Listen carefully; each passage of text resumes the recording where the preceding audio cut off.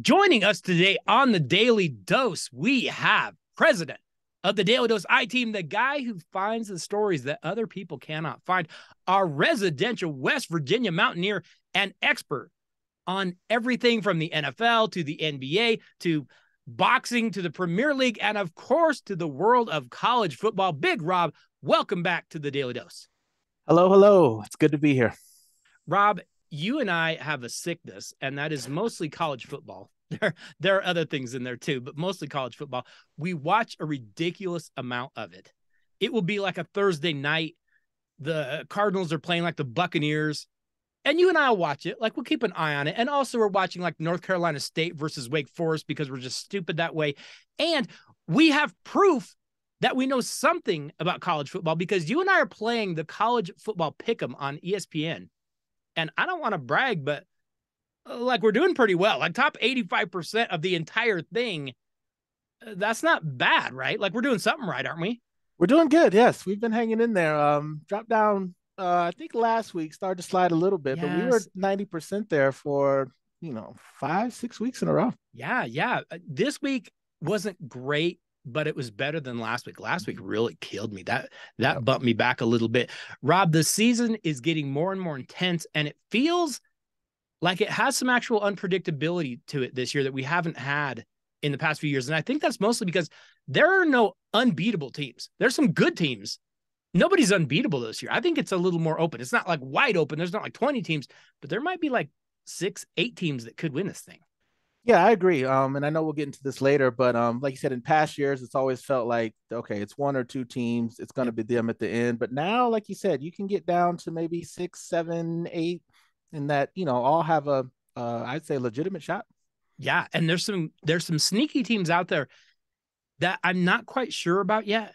And we need to see them play a little bit more, play a little better competition to find out, are they really capable, or are they kind of teasing us along the way? We're going to find out very, very soon. But, Robb, every year we will see a team, maybe they weren't ranked, or maybe they were ranked like, 22, 23, a little bit too low, and they come up and they surprise us. This year we've had a few, but who are some of the biggest surprises that you've seen so far this season? Well, one I'll give you. The first one is TCU. Yes. Big 12 is wide open. Really enjoy watching just that conference in all, just because it's just been crazy. But yeah, for TCU to be undefeated at this point, their offense, the way they're putting up points, that was surprising to me for sure. It was to me too. And I don't know. They're one of those teams. I don't know exactly how good they are, but you beat Oklahoma, Oklahoma State, Kansas State. Those are all ranked teams when they played them. They're 8-0 now. And like I said, I don't know if anybody saw that coming. Sonny Dykes has them undefeated for now. They score big points. They're very fun to watch.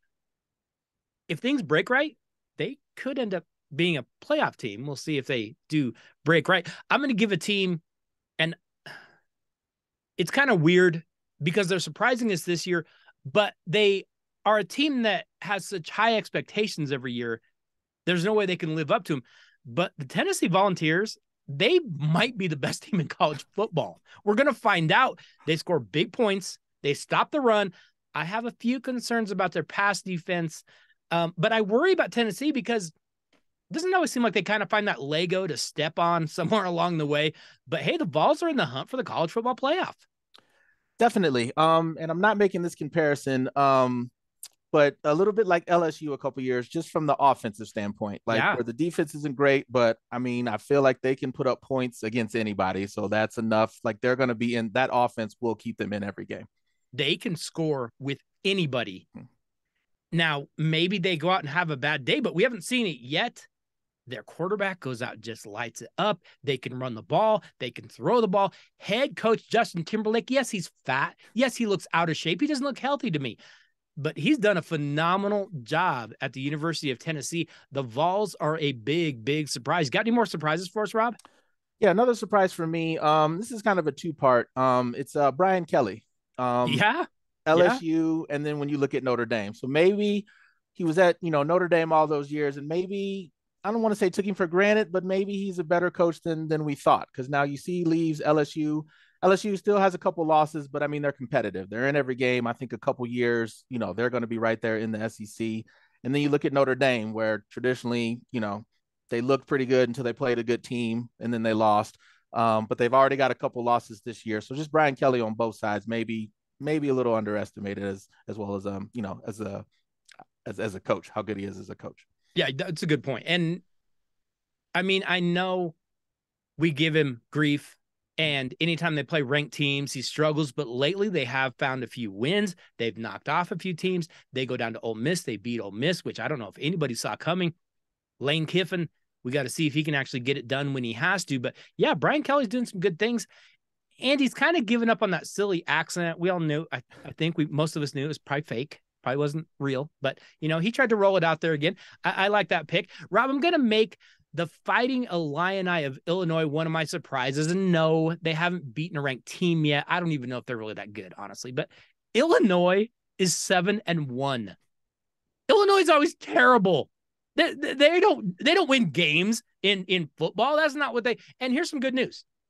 They only play one ranked team the rest of the year. The schedule fell right for Illinois this year. Hey, keep it rolling. Enjoy it while it lasts. It probably won't last much longer, but Illinois is winning football games. Who knew? Yeah, that's a good one for sure. Surprising one. Another one, Syracuse, kind of that same thing. That's another in that same camp with Illinois that just, I know they've lost recently, but just to start the season off, consecutive wins, undefeated there for a while. It's like, wait, what? Syracuse? Right. And in big games. Mm-hmm. Like, when does Syracuse play in a big game? Jim Brown's not there. Floyd Little's not there. We don't have those things anymore. It's been a while. It's probably been since Donovan McNabb. I don't even know. They're playing in big games, important games. Yeah, Syracuse has had a pretty nice season.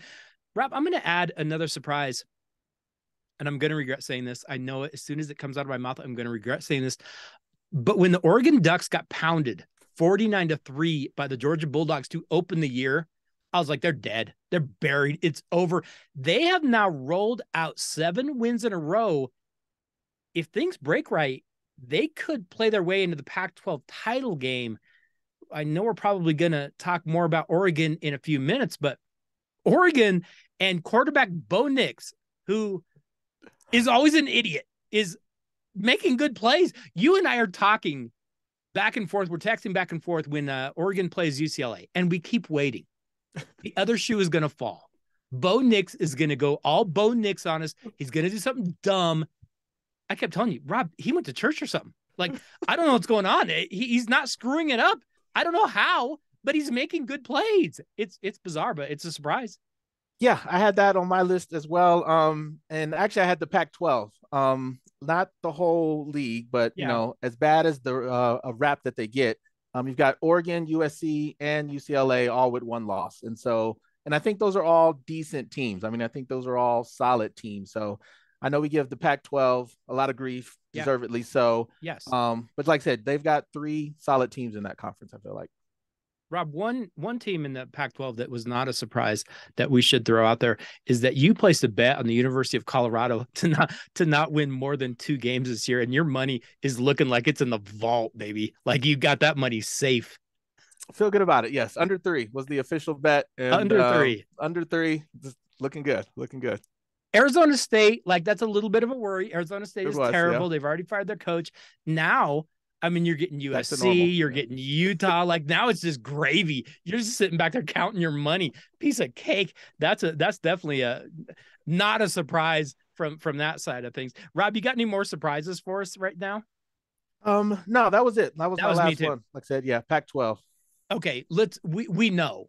Yes, there's always surprises, but there are always disappointments in college football, and we only have an hour show. Like, I'm not sure we're going to have enough time for all the disappointments, but so far this year in college football, who are your biggest disappointments? Well, let me start with this one, and this is actually a surprise and a disappointment, and that's Scott Frost finally getting fired. We knew it was coming. I'm surprised that it happened so early. I think at that point, save yourself some money on the buyout and just go ahead and ride out the season. Like, why are we waiting? So I am surprised. I guess surprised and disappointed that it happened so early. Well, if it's gonna happen that early, just make it in April. like don't wait that long. because he loses to Northwestern. By the way, that Northwestern team is not good at playing football. No. And then they lost to, who was it, like Troy State or like some terrible, never heard of. What happened to Nebraska? Oh my goodness, they're so bad.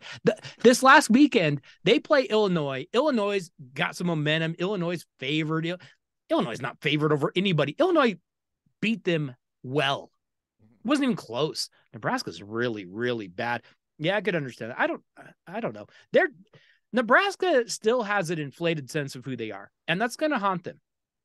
I know the Nebraska fans are like, hey, we're going to go get Nick Saban. We're going to go get Urban Meyer. Like, they have this insane mentality of who they're going to get.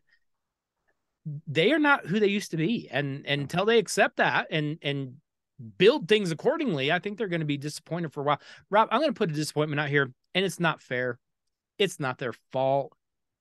I feel like, Goodwill Hunting, it's not your fault. It's not your fault. One, it isn't their fault. Two, they're getting better. But remember, there were some idiotic pollsters that had the Notre Dame Fighting Irish ranked number 5 in the country prior to the season. Not 25, not 15, 5. If you voted Notre Dame top 10 prior to this year, you should not be allowed to vote in anything ever again, ever. Notre Dame opened the year with a loss to Ohio State. Okay, no shame there. And then they lost to Marshall, not Randy Moss Marshall. Like, we've never heard of Marshall. They also lost to Stanford, who probably should drop football at this point. I don't get it. I like that Notre Dame is rallying. I think their young coach is growing up. He's learning. I think he's getting better. But Notre Dame at 5, that's not even their fault. That's the pollsters. But still, that's a disappointment because they have not had a top 5 year for sure. Yeah, I agree. Like you said, there had to be a step down. You knew that was coming. Like I said, I'm not writing off the program yet. They've got potential. No, they'll be okay. Yeah. One for me, and this is a big one. Texas A&M. Yep. I had them in my Final Four. With all that talent, the recruiting. Jimbo Fisher, traditionally a good coach, and just I don't know what happened. I mean, we knew going into the season that the offense was going to be a problem. But just to be that bad on offense, the defense does as much as it can, but just overall for them to have a losing record is just, that's very disappointing. Well, and remember prior to the season, like during the offseason, we were hearing Jimbo Fisher talking about how A&M is stealing Alabama's recruits. Nick Saban is jealous of what we're doing. And then you lost to Appalachian State. Mm-hmm. You lost to Mississippi State. You lost to South Carolina. You lost to Ole Miss. They still have Florida. They still have LSU on the schedule. They have a chance to finish with a losing record and not even qualify for a bowl game. Mm-hmm. I don't think there is a bigger disappointment in the country than Texas A&M. They have been awful. And like you said, we knew the offense might struggle. I thought Jimbo Fisher was supposed to be like offensive guy. I thought he was like, going to whisper to some quarterbacks or something. Nothing whatsoever. They've been horrible. It didn't surprise me that the Oklahoma Sooners took a step back because they lost so many pieces, but I don't know if anyone expected this. I mean, they lost to Kansas State again, like they do every year. They probably should be paying K-State rent at this point, but then they lost to TCU. Okay. But then they got beaten by Texas 49-0. They've won a few games since then. I like quarterback Taylor Gabriel. I think he's a tough kid, but he's been hurt. But 49-0, that's not getting forgotten anytime soon. I didn't expect that kind of fall for Oklahoma. Yeah, I had them on my list as well. Especially like I said, Venables is supposed to be a defensive guy, and there was a stretch in there of 4 games where they gave up at least 40 points every game, right in a row, 4 games in a row. And so, like you said, I knew there would be a step down. Obviously, with Lincoln Riley leaving, the offense isn't going to be as good, but, this is supposed to be a defensive coach, and you guys are giving up 40 a game. That's, incredibly disappointing. And that conference is wild. Same thing. I don't know whether to take, hey, the offenses are just so good or the defenses are bad, maybe a little of both. I don't know exactly how to take that, but I didn't expect that from Oklahoma. I thought they'd be like trying to grind out wins. Yep. Not getting 50 hung on them. That was brutal. Rob, I thought about giving the University of Houston a disappointment because we talked about them prior to the year. And they've been bad. They've been Yeah. really disappointing. A team that we thought could make some noise from the group of 5. They've been bad, but not as bad as this. Because I'm going to give my final disappointment to every single school in the state of Florida. Florida is awful. Miami is terrible. Florida State sucks. Central Florida is average. South Florida is a disaster. Florida Atlantic, International, they're horrible.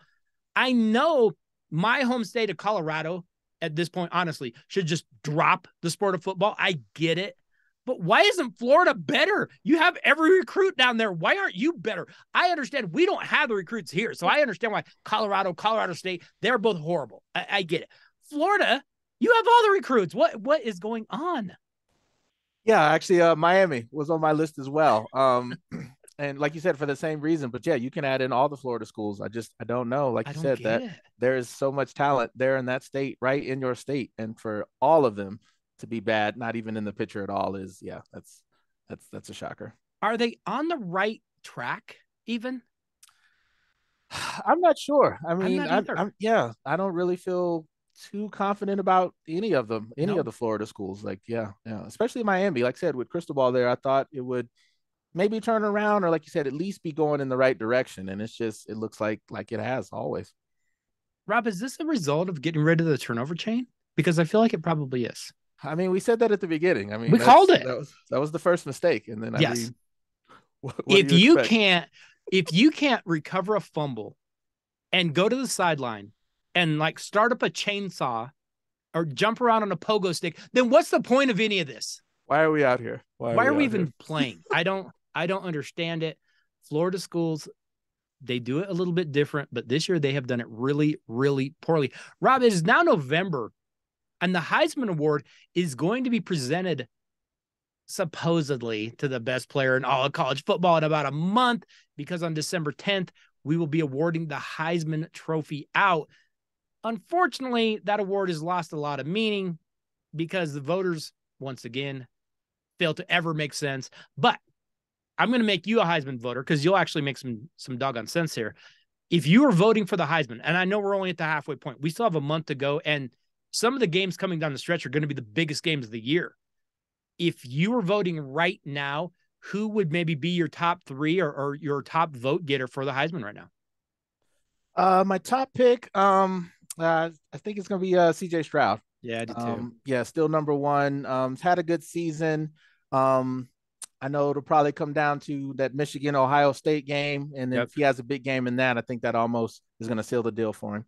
I think it is too. I think this game this last week against Penn State, where he had to come back, he put up big numbers. I think that's one of those ones that we're going to look back and say he might have won it that day. It's going to come down to that Michigan game. Like you said, though, I would throw out Tennessee quarterback Hendon Hooker. He's also putting up big numbers. He's got 21 touchdowns. He only has 1 interception. Really, really impressive. But like you said, it's going to come down to, can he win another big regular season game that we're going to be talking about in a few minutes? Anybody else you'd even put in the conversation right now? Yeah, I've got 2 more for you. To go along with Hendon Hooker, the dark horse, Stetson Bennett. And in a scenario, it's going to be offense versus defense when that game comes around. Sure. But if Georgia has to score with them and keep up with them, I think that's a guy that can emerge. Again, that's another one. If he has a big game during there, that they say, okay, well, the defense is good, but maybe he's been overlooked. So I could see him building up some hype there. He's a really goofy player, and I watch him a lot. You look at him and you're like, there's no way. Yeah. But dude just makes plays over and over and over again, and he is fearless. I'll give him that. I would throw out USC quarterback Caleb Williams. I don't know if the Pac-12 is capable of winning a Heisman, though. Mm-hmm. I feel like everybody looks at them a little bit like you're kind of playing a little bit lower level, but my goodness, the number Caleb Williams is putting up, 24 TDs, only 1 interception. Pretty impressive stuff there. I would at least put him in the conversation. He should at least get the invite. I don't know that he can win it, though. Yeah, I agree. I've got him on the list, and I'm going to give you Max Duggan, TCU's quarterback, but the same scenario. Like, I don't know if Big 12 is enough, to actually vault him up there. But I mean, I think he still gets the invite to New York. I mean, just with his numbers, the season, that offense that they're having. Well, he's putting up crazy high numbers. They're scoring 50 points a game every week. So yeah, he's certainly deserving of at least getting the invite. I think we're both kind of looking at CJ Stroud though and saying it's probably his to lose unless something magical happens, because he's having such a good year and he's got such a good team around him. Rob, we have a number of games remaining on the schedule. We know that we've gone through the first half. We've seen unpredictability. We've seen some surprises, but we're going to have some crazy games coming, rivalry games. We're going to have conference championship games, and they are going to shape the college football playoff. It would seem to me that right now, you and I, we can predict some college football. If we could predict the outcome of some of these games, we're going to have a pretty good idea of who's going to be in the college football playoff. Okay, let's take a look at some of these games coming up, because we're going to figure out this mystery of who's going to this college football playoff. Coming up this week, Rob, we've got maybe 3 games that could be playoff games. I'm going to start with the worst of the bunch. Clemson, who I think has the easiest route of any team left to go to the playoff because they just don't play anybody. They go to South Bend to face Notre Dame. Is there any chance Notre Dame can give Clemson a loss? Oh, I don't think so. But that's going to be a close one. Kind of like you mentioned, Clemson all year hasn't been great. They just kind of been struggling by. They still haven't figured out what they're doing at quarterback. They're going back and forth. Defense keeps them in games. So like I said, I don't feel great about it. But I just don't think Notre Dame's ready. Quite honestly. But yeah, like you said, Clemson probably scrapes through. I mean, just their remaining schedule. After that, they got Louisville, Miami, and South Carolina. So they probably scrape their way through there. But like I said, I don't feel great about it. I don't either. And the problem for me is that Notre Dame, they're kind of figuring out who they are. And the only way they can really beat you, they cannot score you. They got to kind of grind you out. I think of the two, Clemson is the better grinder team than Notre Dame is. So I think Clemson gets through that, and I think they run the rest of that schedule. Another one, and it's a big one in the SEC, Alabama goes down to Death Valley to face Brian Kelly and LSU. Can LSU somehow pull off the upset of Bama at their place? I don't think so. I'm going to lean still with Bama. I think that's going to be a close game, though. I mean, I definitely I think it goes down to the wire. LSU's defense, again, like you said, we already talked about Brian Kelly. I think he can, coach up a scheme, keep them in the game. At the end of the day, I think it's just too much talent on Alabama, and they get them. But I mean, I think that's a close game for sure. Okay, I'm right there with you. I think Alabama skates through. I think they slip by, and that leaves them heading toward that SEC title game. Final game that we have this coming weekend, and it's the biggest of all of them. Tennessee, and what all they're doing and how good they look, go to Athens to face the Georgia Bulldogs. Rob, this is a playoff game. There's no other way to say it. It's a playoff game because the winner is on track to go to the SEC title game. The loser, you can't play in a title game. You're both on the same side of the conference. So one of you is going to have to sit at home and watch, and you might be deserving of going to the playoff. Who is going to win Tennessee at Georgia this week? Oh, this is another tough one. This is a coin flip. I will take an upset here. I'm gonna say Tennessee. Just the momentum rolling. I think that offense, they get the ball last and they figure out the way, either win it by a field goal or, late drive at the end of the game. It's maybe that kind of season. Again, I'm not making the LSU comparison. Right. Different team, LSU way better, but maybe it is just that kind of season where everything's clicking, everything's rolling, and we're going. So I'm gonna say Tennessee on the upset. I like it. I am really tempted to go the same way. I'm gonna go with Georgia at home, more experience in big games. But like Rob said, this is a coin flip. Mm-hmm. Whoever has the ball probably last. It could come down to just, who can get one stop and win the game. I'm going to go Georgia, which puts them on track to go to the SEC final. We will see. On November 12th, we get Alabama going to Ole Miss. Alabama going to trip up against Lane Kiffins? I hope so. I don't think so. I don't either. I don't think it's going to happen. I think they get past LSU, and I would love, for Ole Miss. Just Lane. I can't say enough about Lane. Lane is so fun. He's great. But I don't think so. But I will be rooting for Ole Miss for sure. I will too. Bama's going to beat them, but I have no faith in Kiffin in actually, a big game. November 19th, we get one more chance for Georgia maybe to slip up. They go to Lexington to face the Kentucky Wildcats. Rob, Kentucky quarterback Will Levis, he is being talked about as maybe being a top quarterback in the upcoming draft. I am telling teams this: if you draft him number 1, you're going to be terrible because he's not very good at playing quarterback. But do whatever you want to. I don't think there's any way Georgia slips up to Kentucky. Yeah, I agree. No matter how that Georgia-Tennessee game turns out, I think they get past Kentucky. Kentucky, a good story, good program, definitely on the upswing, but nah. And I don't understand why Will Levis is getting any. I've watched him 3 or 4 times now. I'm not impressed. Maybe that's me. Also on November 19th, we have that Illinois squad overachieving, actually winning games this year. They go up to Ann Arbor to face Michigan. Any chance they can even hang with Michigan? Is that even a close game at all? I think so. Okay. Just this season, people have been kind of hanging around Michigan. I mean, they pulled away late a couple games. I definitely think, Michigan wins, beats them. But yeah, I think Illinois hangs around, and then maybe, Michigan pulls away there in the 4th. I would agree. I think Michigan ends up scraping that one out. If they do, again, they're on track to go into that Ohio State game undefeated. A couple more games on the 19th of November. Utah goes to Oregon. We know Utah already has 2 losses. But if you were to beat Oregon in Eugene, you're back in the talks about maybe going to that Pac-12 title game. We know the Pac-12, they don't go by any division. They go by the top 2 teams are going to play in that title game. Utah at Oregon, is Bo Nix actually reformed?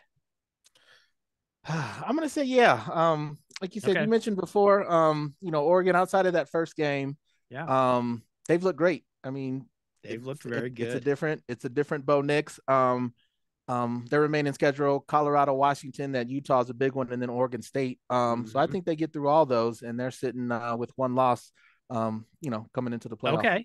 Okay. So you've got Oregon getting through. I'm gonna say Bo Nix goes all Bo Nix on us, and Utah gets a win there. The only problem I have for Utah is they're kind of banged up. They got some injuries that are kind of accumulating. That could be a problem for them. But Oregon, they'll just beat Oregon. USC at UCLA is also the 19th of November. Hey, we know the Trojans can score points this year. Can they beat Chip Kelly and the UCLA Bruins? I think they can. This is another one where I think we got a one-loss team coming through. USC's next 4: Cal, Colorado, UCLA, Notre Dame, and then UCLA, Arizona State, Arizona, USC, and then Cal. So that game, I think, comes down to, whoever wins that game. Again, they're now sitting with 1 loss, trying to get in that playoff. So then they're probably facing, whoever wins this game is facing Oregon in your right. Yep. Okay. Well, we are we're right there. So we're going to talk about that in just a minute. We'll come back to that. Yeah. One other chance. You've got USC. USC, right? Yeah, my official pick against. Yeah. I've got USC beating UCLA as well. I have no faith in Chip Kelly, as you know. Moving to the 26th of November, it's that weekend right after Thanksgiving. One more chance for Oregon to slip up. They go to Oregon State. Hey, the Beavers are not the old Beavers we think of. They're not those old, tired, worn out, nasty Beavers that you think of. They are kind of tough, and especially playing at home. It's going to be raining because that's what it does up there. Can Bo Nix get a win on the road against the Beavers? If there is a slip up, I think it comes in this game. If Bo Nix reverts to his old self, I think he somehow makes it through Utah and everything, thinks it's great, and then this is the reminder. Oregon State. Oh boy. This is going to be wild. Pac-12 is going to be really interesting coming down the stretch, isn't it? Also, November 26th, we have what is another playoff game, and it's going to be a huge one. If they both get through like we think they're going to, Michigan goes to Ohio State. They go to the Horseshoe. They got the win last year. And the biggest difference in that game, Michigan pushed Ohio State around up front, both sides of the ball. It wasn't just one side. Has Ohio State fixed that? Are they better this year? Who's going to win Michigan, Ohio State? I think it's going to be Ohio State. I think they have got or getting better with that on the Yeah, defensive side of the ball, getting a little bit tougher. But this is going to be a big one because I think again they're both going to be undefeated, and I think if Michigan is going to make the playoffs, they're going to have to beat Ohio State because I can see them being a one-loss team that gets left out. I can too. And if it comes down to it, and you've got Big Ten, SEC, we've talked about, a team like TCU, we've talked about a USC, somebody's getting left out. Mm-hmm. You don't want it to be you. And you could have a Michigan. I'm going to say something crazy. You could have an Alabama in the exact same situation, or a Georgia looking saying, hey, we only have one loss. What's going on? Why aren't we getting in? Yeah, this is going to be very, very interesting. I like CJ Stroud for that reason. I think Ohio State's a little bit better. I do think they've shored up both sides of the lines. I don't know that they're all the way fixed. We saw that a little bit against Penn State.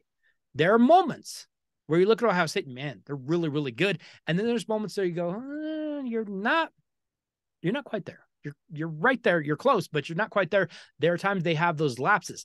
Rob, based on those predictions that we just made, we now move to conference title games. And if that is the case, in the ACC, we would probably be looking at Clemson versus probably North Carolina. If we're looking at that game, who's coming out? Is Clemson going to skate through? Because if they do, they're going to be undefeated. That's going to be tough to leave them out. And at the same time, they haven't really played anybody. Can the fighting Mac Browns come out and give Clemson a game at least, and maybe knock them off? I don't think so. I mean, like we talked about before, I think it's a close game. It's a tight game, but just the coaching, the veterans, that defense, Dabo back. I don't think they have enough to overtake them. So they get an ugly win. They finish the season undefeated, and it's ugly. And then they've got to sit there on Selection Sunday and hope. Yeah. I mean, honestly, because you're sitting there going, we beat everybody that we can beat, but it hasn't been overly impressive. I mean, and you haven't really beaten anybody great. Right. Clemson is going to be right there where we're all going, I don't know. Did they get in? Did they not get in? Going to be very interesting to watch that ACC, because the ACC this year has not been very good. We move over to another conference that you and I have already talked about. I don't know what to expect from one week to the next. Based on what we're kind of seeing how this is going, we're probably going to see TCU versus Kansas State. I would say this is a walk in the park for TCU, but I don't know what to expect from K-State from one week to the next. They're crazy. They blanked Oklahoma State this last week, 48-0. I don't know how. I have no idea how. Who comes out on top if that's the Big 12 championship game? I would say Kansas State. I think it just feels like the way that conference is, that it looks like TCU. It should be them. They know we're right here ready to go, and somehow they lose it. That feels like that conference. That would make perfect sense. That would make perfect sense. They would get so close. Or I could even see them like winning like a 51-48 overtime game and then being like, why aren't we in? Right. Everybody's like, man, come on. How did you think this is going to end? This is just like that other year where you and Baylor both got left out. Like, I could totally see that happening. Yeah, I could see TCU slipping up in that big game. We've both got Ohio State getting through in the Big Ten. I think they're going to be very, very good. Most likely, they probably play Illinois, I would say, in the Big Ten championship game. Wisconsin is a team, by the way. Since they fired their head coach, they're really dangerous. They're not going to get through.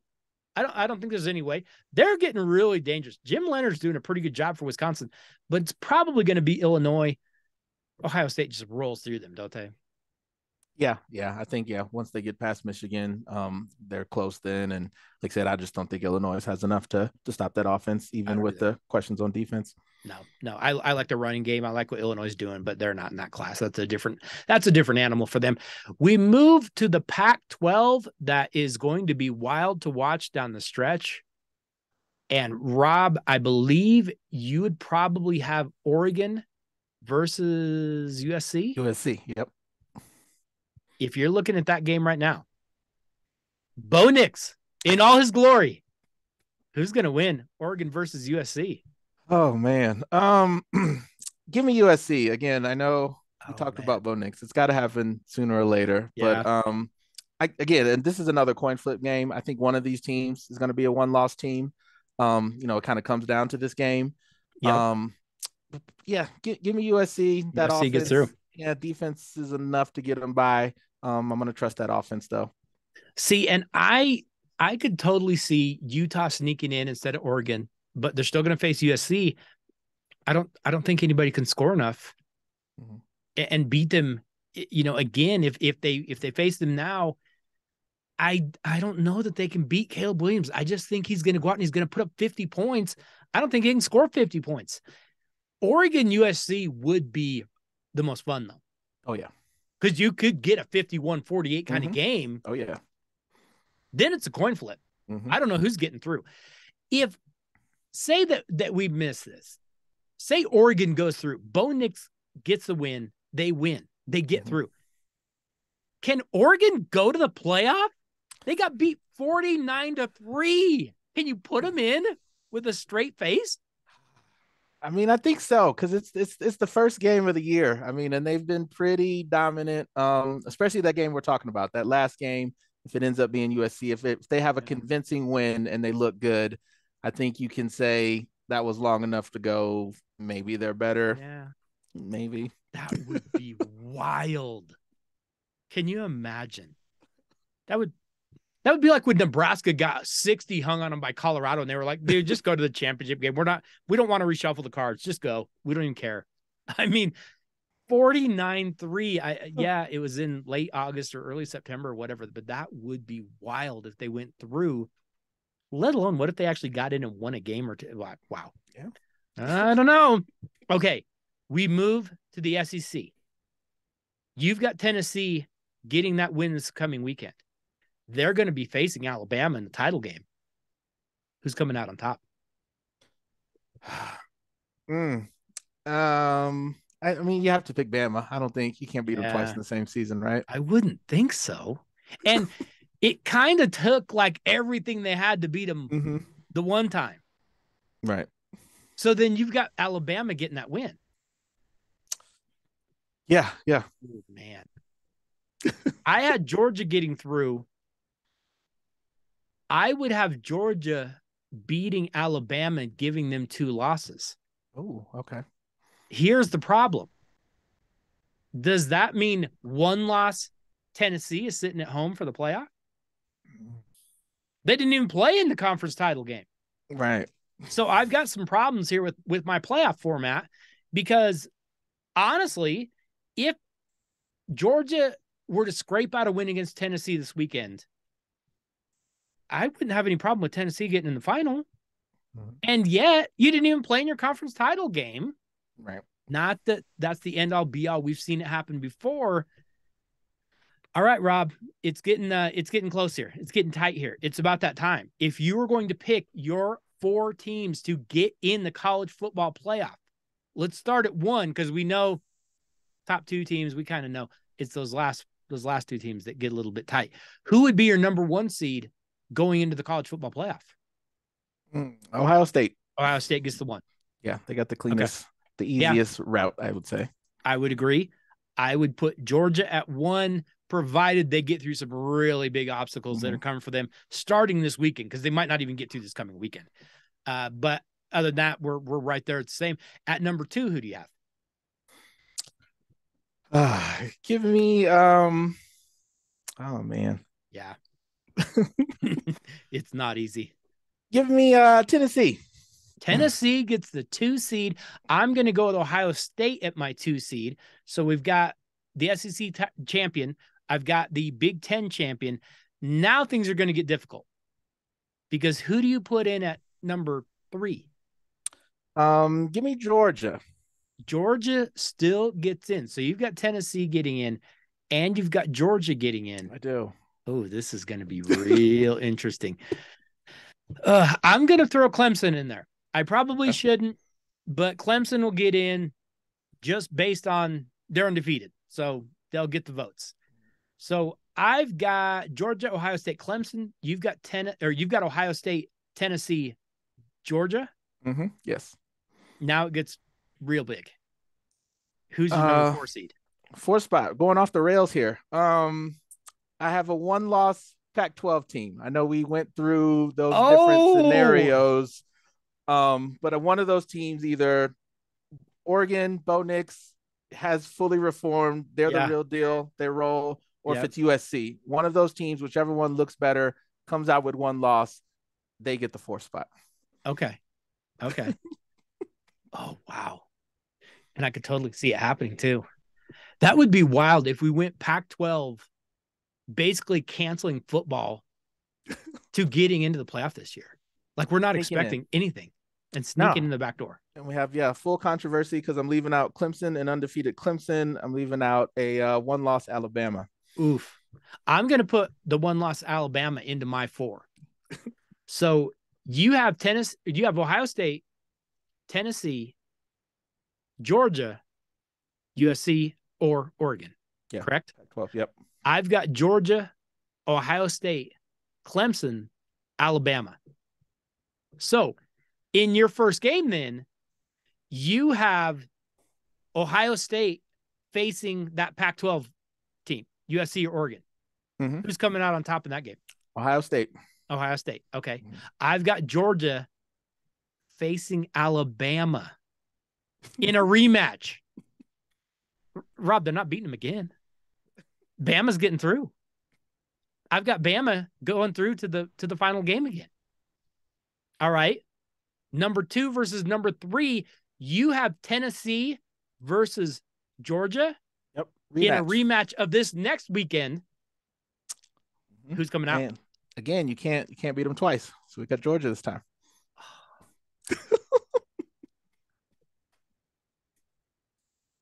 I have got Ohio State facing Clemson in my 2 versus 3 matchup. I've got Ohio State getting through. So I'm going to have Alabama versus Ohio State. You are going to have Georgia versus Ohio State. Mm-hmm. Yeah. Who's winning your title game? Ohio State. Ohio State. I do too. Yeah. Okay. Yeah. Wow. We got there. Yeah, we took we took a roundabout way, but we got to the same place like we always do. It's just kind of how it rolls. Rob, there are playoff games coming, and they're going to be absolutely wild. And while we sit here and say we think we know how this is going to go, these are 19, 20-year-olds. We don't have any idea what they're going to do. Yeah, and I know we say it at the beginning of every season, but I mean, this season more than any other, this is the case for the playoff right here. I mean, I think you can legit go at least 8, probably even squeeze in 12 here. I mean, you've got a handful of really, I would put it this way, there's more than 4 teams that deserve to be in the playoffs. Agreed. And I know that the argument is, well, we're going to get some bad games. We have bad games now. Who cares?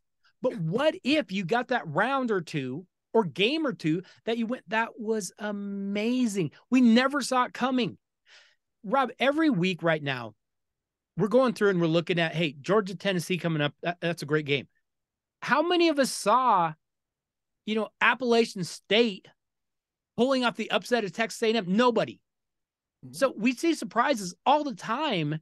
And it's almost like it's always those games that go, not that one. Don't worry about that one. Those are the ones we get the surprises. So I don't care if there's a blowout here or there. I don't care if we have a couple games where, number 12 faces number 1. That's fine. You've got to weed out some of this stuff, but I would rather it be settled on the field. College football is the only major sport where we don't truly settle it on the field. Yeah, I agree. And like you said, even with the blowout argument, I mean, even with 4 teams, I mean, how many of those 1-4 games have been not competitive at all? So, right. Yeah, I would rather see them play it off, at least have an idea, at least give teams a chance and find out. Maybe there's a group of 5 team this year. I don't see it, but maybe, Tulane or one of those teams that's kind of still out there lurking. Maybe it's TCU. I don't know, but I would rather see it settled on the field. You and I just made our final 4 picks, and we both had to leave out teams that could be there and could win the whole thing. Mm-hmm. I'm tired of that. I want to see us play it off on the field. I think it would be way, way better. Rob, We've laid out how college football is going to go. People don't even have to watch anymore because now they already know. We've already told them. But Rob, next week, we are hoping that maybe you can come back. We can kind of do the same thing in the NFL. Take a look at it at the halfway point. Would you be up for joining us again next week? Maybe we have a couple other knuckleheads join us too. Absolutely. Like I said, college has been crazy, like we discussed, and the NFL, it's been pretty crazy as well. Lots of surprises. It has been wild again this year. And it seems like about the time we look at it and we say, okay, I think I have this team figured out. No, you don't. Then they win a big game, they lose a big game. We're like, I thought I had that. I thought I had this division figured. No, you don't. Everything's upside down. We have no idea. Rob, this year has been a little bit weird, hasn't it? It has. Like you said, college and NFL pro, just football in general. It's just been, it's been a lot of craziness, but I mean, that's why we like it. It's exciting. For sure. It's unpredictable. Rob, your Philadelphia Eagles are rolling. It is November. They still haven't lost a game. What in the world is going on? And I picked them to go to the Super Bowl. I know. Yeah.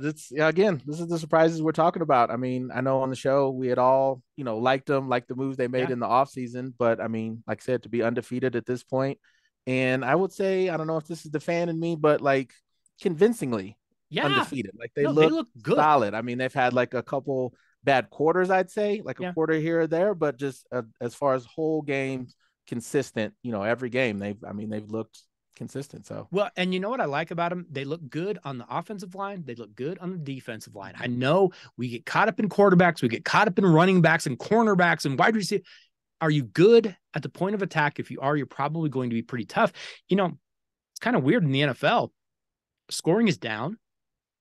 We're not seeing quarterbacks produce like they have in past years. And I don't want to go too far into the NFL this week. We're going to do that all next week. But is it better defenses? Is it bad quarterback play? Is it idiot coaches? What in the world is going on right now in the NFL? Why are we not seeing the scoring and the offensive production that we have in past years? A little bit of both. I think it's a little bit of bad quarterback play, and I just think the defensive approach has just been more, sit back. We're not going to give up the deep ball and just try to grind it out, through the trenches, first down, really have to move the change, not give up the big play. So that mixed with some, questionable quarterback play, we'll say. Tighter games.